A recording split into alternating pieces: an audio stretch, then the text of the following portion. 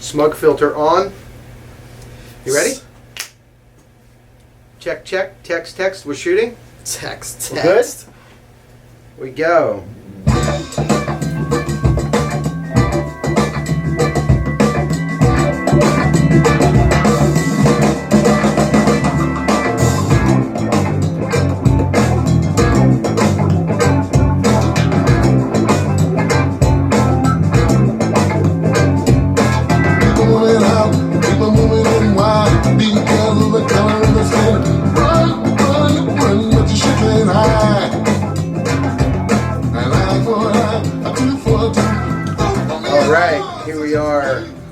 Ropeadope TV, episode I Don't Know, live from East Philadelphia. This entire show is powered by Goodwill and Good Whiskey. Ooh. Welcome everybody. Welcome Fabian Brown. Thank you for being here. Thank you all for watching. Came in with some Grant Green Jr. Ball of Confusion to set the tone. And we're going to jump right ahead. Ooh, just like that. How are you? I'm doing good. How are you? I'm good.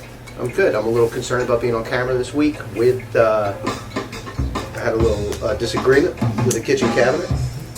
Got that. More like an altercation over physics. You should see how that cabinet looks. Yeah, he's just, he's hanging. He's hanging. He's hanging. Horrible, These are the jokes, folks. This is now a comedy show. Alright, welcome everybody. Let's settle back here. I'm going to start off with a little Michon Young from Detroit, Michigan. Exciting your voice. Even though you are young, for life and death is in the power of the tongue. I learned when I am weak to think before I speak. And on those weary days I lift my head and say, come with me. I'm feeling alright. When my heart is pain, I'm feeling alright. It won't last always. I'm feeling alright. There'll be better days. I'm feeling alright. I say, come with me. I'm feeling alright. When my heart is pain, I'm feeling great sound. I'm really enjoying this record. It's coming out in a few weeks on Atlanta Records. And we came in a little bit late, and we've been busy, so we didn't have a chance to really listen through to the whole thing until the last couple days. But it really grows on you. She's got a very distinct voice. Love the message. Seems like everything we get anymore is turbulent times. There's some effed up things out there, but let's stand strong, but let's turn it to positive energy. No exception here. What's the story behind Michon? So every artist that comes to Ropeadope has a story. In this case, not directly to Ropeadope, it's a Brian Hurst over there in the UK. Well, again, this is Brian Hurst, being the tastemaker and curator that he is. He was an early fan of Mr. Gregory Porter. He runs soulandjazz.com, so he's got a live radio show, several shows in that network. He's working on video now, but he's got an ear for different people in a particular genre and style, and that's why we started Atlanta Records together. And so far, Lindsay Webster, Rando Thomas, Farnell Newton, Jared Lawson. He brings in some very interesting things. And when I found Michon on Detroit, he said, you should talk to her really. So Michon's been working on it. She and I have talked over the phone. Wonderful person. And represents Detroit, which I really like. There's a certain vibe. It's good. I think that the programming today centers around quite a few. Double check myself here. How's it sound? Do I sound okay? Sounds good. All right. How we sound out there, guys? Good? Cool. I'm going to come back to, there will be a thread of female vocalists throughout the show. Part of the reason is because just last week was the Day Without a Woman strike. We're going to talk about that in a minute, but I want to cue this up because there's another exciting thing that's happening. And it's funny how the styles kind of overlap a little bit. For most of this Maurice Brown record, is in the jazz and soul world. Here's a track that has that and more. I think his bio, Maurice Brown, with Tedeschi and many others. I think his bio says, bebop to hip hop. And you'll hear it right here with a track that just came out and will be on this album coming out in a couple of weeks, featuring Talib Kweli.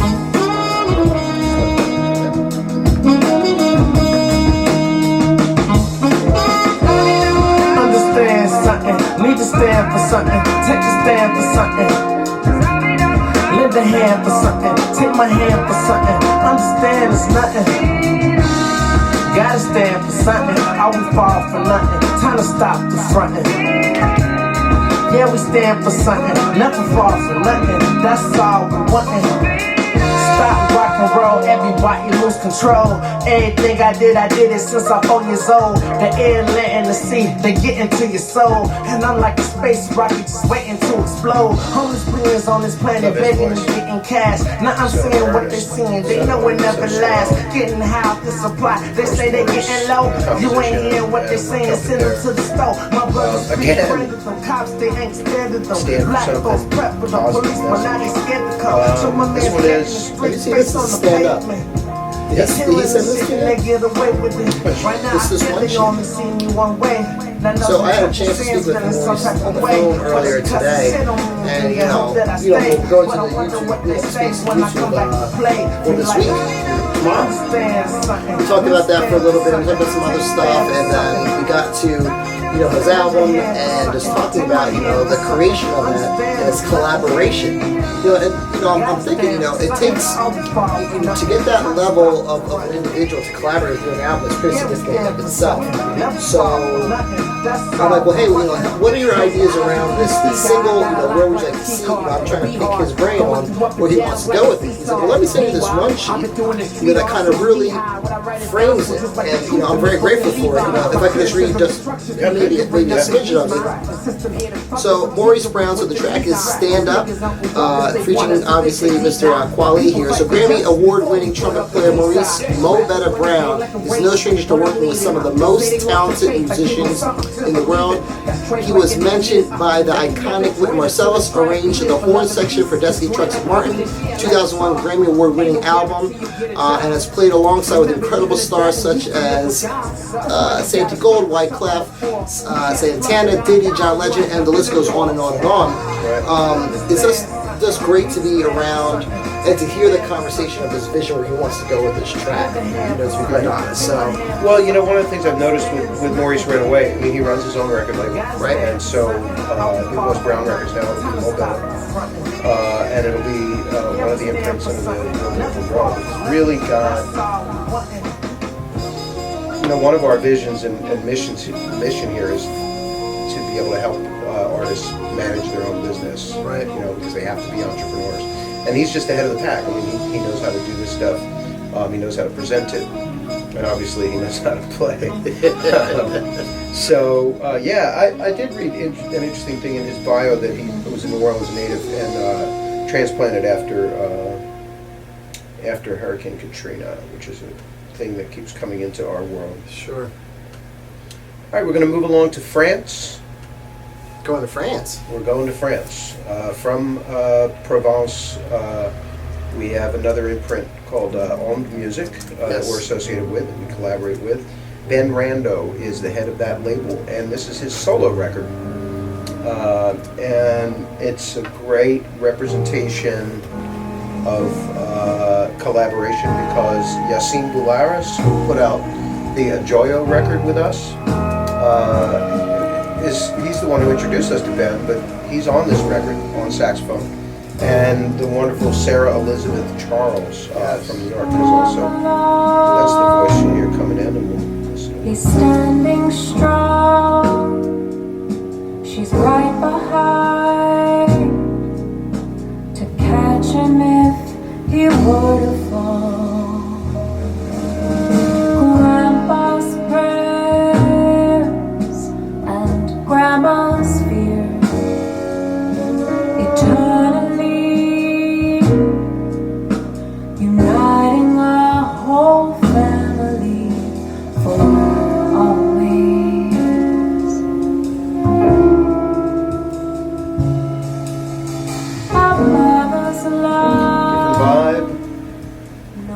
message. It's not like all these people got together and said, let's make records with this message about social justice and standing strong and come to the conclusion that, peace, love, and multiculturalism. But here it is. It's something that's happening, and we just happen to be so lucky to be right in the middle where, musicians are leaders, and they're bringing this music and this message to us. Happy to play this among other female musicians, vocalists actually this week, because I mentioned last week was the Women's March. It was a day without a woman. It was a women's strike and march in Washington, and I really feel like it didn't get as much attention as it should have in the press. And I wonder if we're getting that fatigue. Oh no, another protest. Is the game on kind of thing. But I was really proud, and I think that many of the women that I know have been polarized by the comb over in chief, and I just love that joke. It's great. It's my best. There's a lot of names for this cat, but comb over in chief is really just because if there's one thing he does well, it's a comb over. I mean, a comb over is never good. But in the land of bad hair, he's got something going there. There is something. Anyway, he's angered millions and millions of women. It's really nice to see them. That's a tweet. Come over in chief. Come over in chief? Should we get a hashtag? It's too long a hashtag. No? Do you know what I discovered on Twitter last night? That @POTUS does not follow @real Donald Trump. Which I assume means that they don't want @POTUS to retweet @Donald Trump. They don't want @POTUS to know what @Donald Trump is saying, because he might repost it officially. So I'm wondering what's going on there. I also found out that Donald Trump Jr. is apparently some kind of gun nut. I mean, dozens of gun companies that he follows and silencer companies. So I was curious about that. It was fascinating to see where the actual right-wing Republican thing came in that family, and I think we just found it. Boss, I think I hit something. There might be something here. We'll see. Anyway, I want to move on quickly. We're going to feature, there's some other tracks in here from vocalists, female vocalists, and because we're already past the Day Without a Woman, I wanted to acknowledge it, but I also want to move on and get to what the title of this episode is, and it is White in America. And you...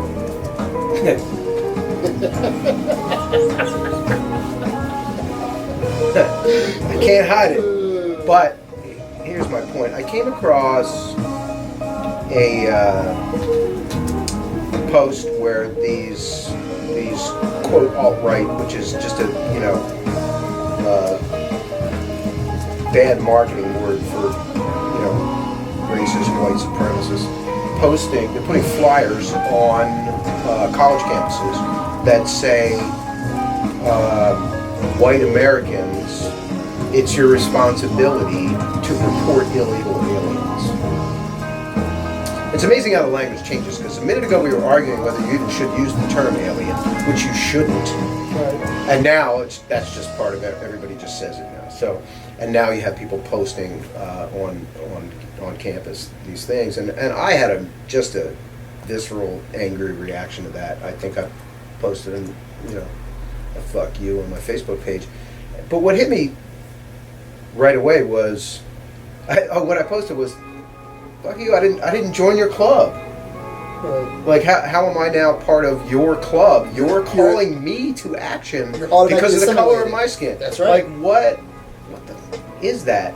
So, we had a long conversation in here. We had an interview with Christian Scott, and he's a wise man, and his words came back to me. It's like, all of this stuff is appropriated and taught to us. And it occurred to me And I want to go on record right away before we dig into this one. I'm not complaining. I'm not, It's just funny. calling from London. Yeah, I think, Gotcha. I think he's in the States. Oh, great, he's here. Good. And, I was born. My skin is the color that it is. And then at some point, I was identified as white. Never mind that, on my father's side of the family, it's Jewish, and I don't know exactly what heritage, but, some olivey skin, like the shade of white kind of mattered when I was a kid, because you weren't really white with them. And now, here we are 50 years, 40 years later, 45, and I'm just white. All the time, I haven't identified with any of it. Like, personally, I don't say, I'm a white guy, like I'm proud to be a white guy. And so, you have these people out there who say that they're feeling threatened because they can't identify with their group. And now they're out there threatening other people. And I mean, I guess the large, I try to understand it, but actually, I think the reason for this white in America statement is that there's just no helping some people, and it's really infuriating to me. And I think that the answer, very simply, is that if you're on a college campus where these people are posting flyers, if you're anywhere where these people are active, it's very easy if you're an African American, if you're black or brown in America, to stand up and say, at least in certain places, that I'm against that.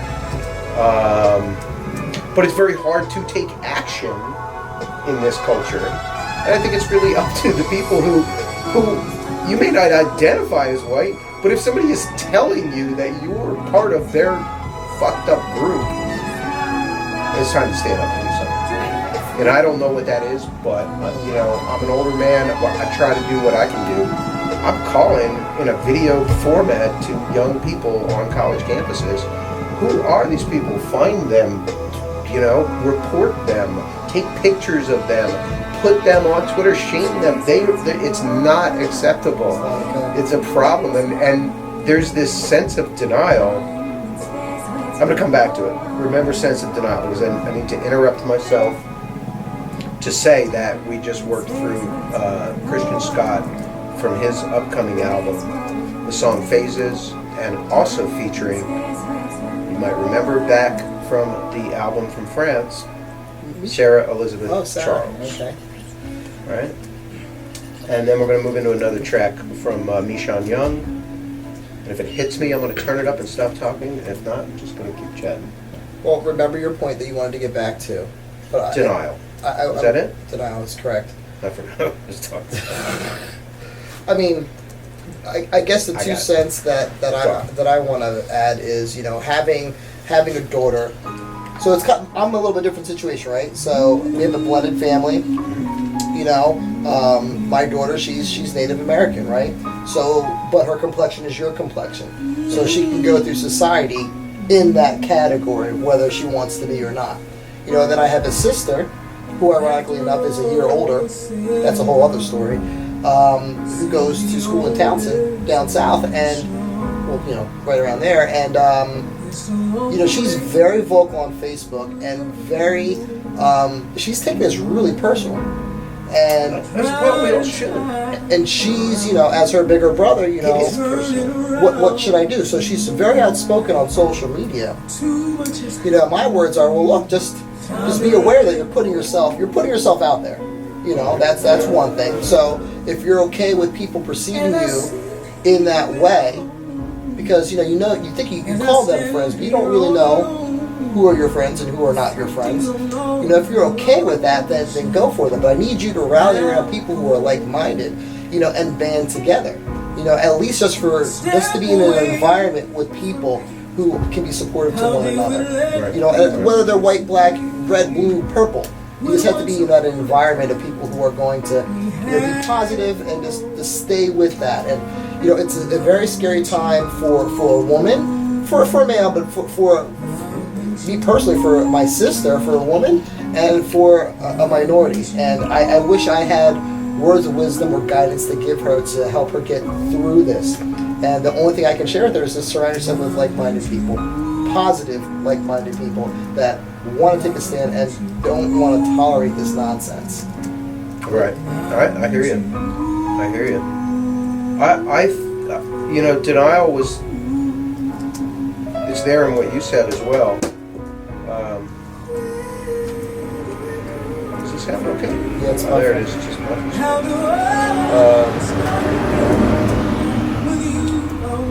I think there's a state of disbelief that this could be happening. I think that it's easy to view somebody who's sounding the alarm as alarmist and be like, well, it's probably not that bad. And then those feelings intertwine with basic fear and also I'm busy and I need to take care of my own shit. And so 2 and 3 are perfectly valid. But the first one, if you think for a minute that this can't get a lot worse, I'm appealing to you from a tiny little screen right now saying it can get a lot worse. And here's my point. This is why I think it can get a lot worse. Because they're not happy. They're not happy that they won. They're not happy that they're in charge of several branches of government. They're not happy that all of these things are actually going in place. They still feel victimized. And this is the weird angle of the thing. These guys who are posting these flyers are saying that they've been oppressed by political correctness.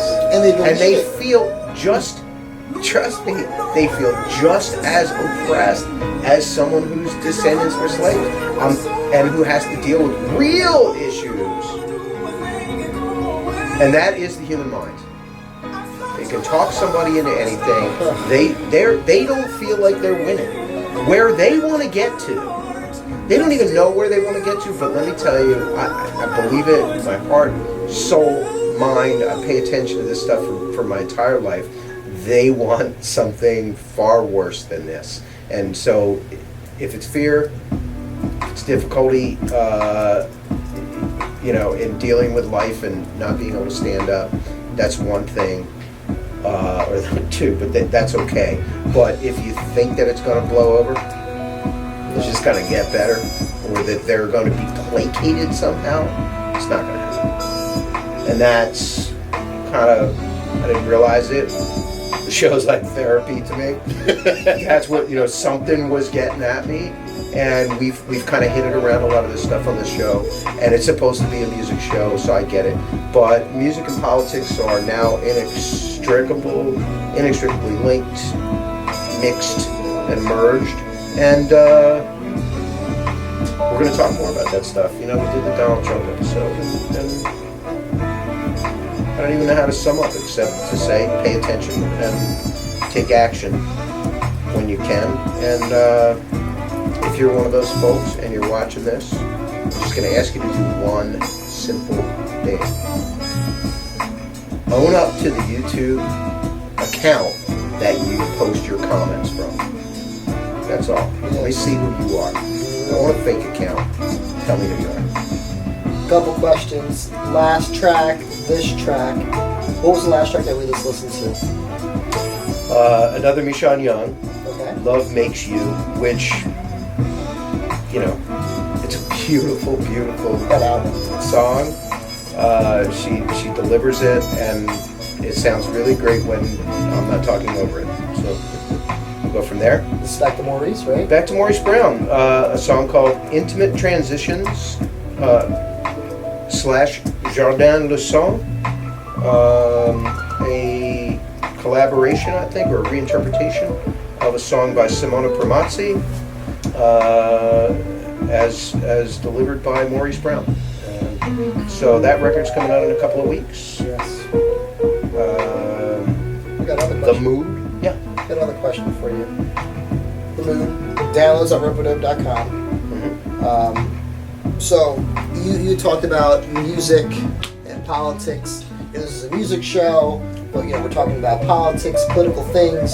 But we will both agree they go hand in hand. So my question is, with the artists that are on this label, and I'm not going to, we've talked about this off camera, but with the artists that are on the label, what is their reaction? What is their thoughts to what the times are going on, and how are they communicating that in their art, in their message? If you want to name a few, that's great. I have a couple in my head. But does anything? I think I could speak for almost all of them. Really, I think that they're nervous like everybody else. Right. I think they're stunned. I think that they're trying to figure out how to contribute. And I think that they're back, heads down, making music because they're in leadership roles when Yes. they create music. And then they're also dealing with basic things like, are they going to be able to travel and return to the United States without their cell phone being confiscated and without some customs agent looking at their rates of their next gig to see whether they get to be detained and searched. So I think they're dealing with a lot of that, all the while dealing with all the challenges of the music business. But I think that more often than not, they have a message of don't take any shit. Stand up, address the reality of the situation, but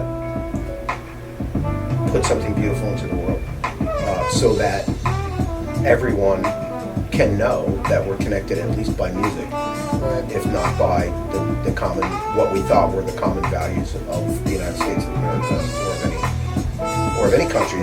At this point, we don't even know what's happening around the world. Countries are fragmented at this point. Christian Scott says something, and I hate to paraphrase, and I wish I had a quote, but instead of focusing on the differences, focus on the similarities that we have as people. Absolutely, that's good. I mean, what I'm saying here tonight is shaped by knowing him and by hearing what he has to say. So, yeah. And thanks for I think you paraphrased it quite correctly. I think he'll agree. All right. Well, that went fast. We're going to change this to a weekly thing, so we can talk more trash. We'll send this out to the NRA and see what happens. Okay. Thank you very much. I got your back, man. Appreciate it. Love it. All right. Thanks. Awesome.